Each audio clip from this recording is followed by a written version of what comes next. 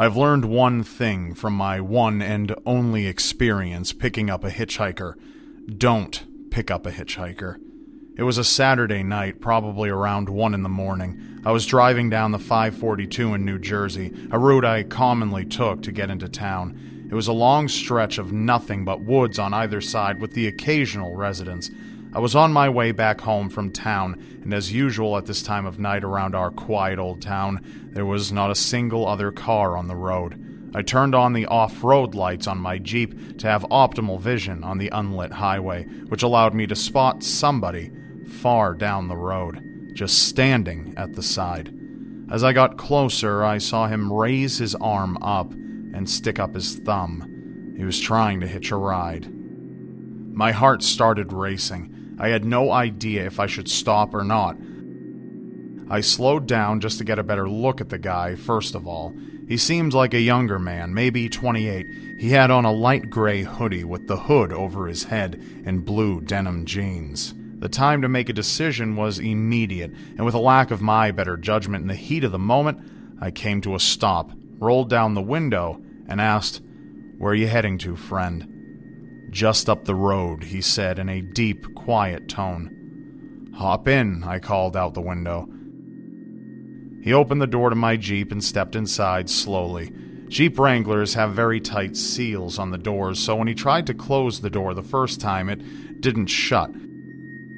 I politely said, "Oh, the door didn't shut. Just open and slam it shut real hard. These doors are hard to close."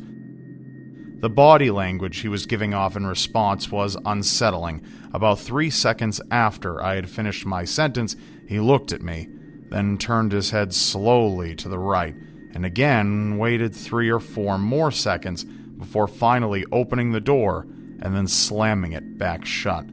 By the way this guy was moving, I already regretted my decision to let him in.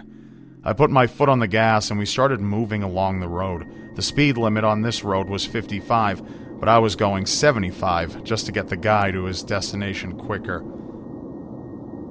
"So, how far did you say you're going?"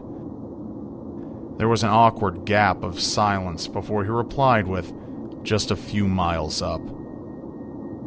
I wanted to turn the radio on to kill this awkward and downright creepy silence, but something in my head told me not to for whatever reason.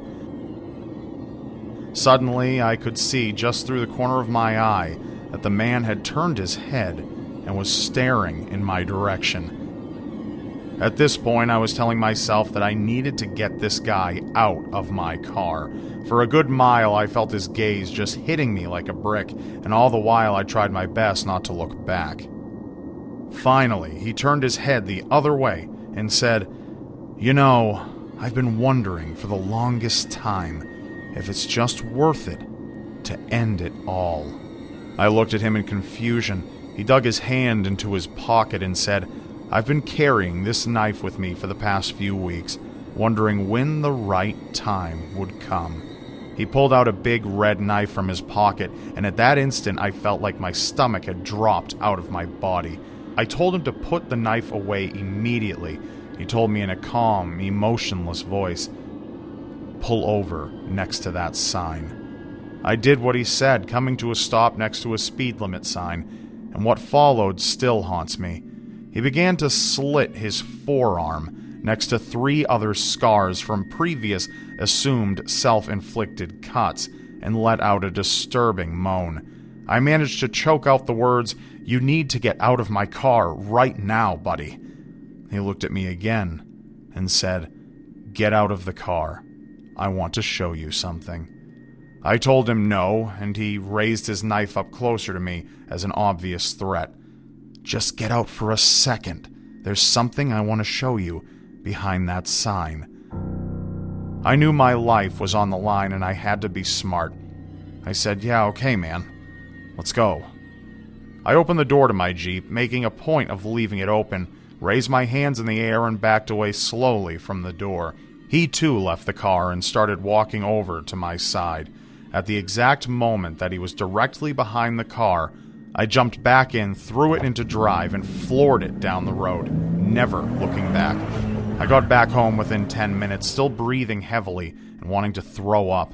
This was the scariest thing that has ever happened to me, and I urge everybody and anybody that if you by some chance see a hitchhiker on a dead road at some odd hours of the night, do not take any course of action other than speeding right past them.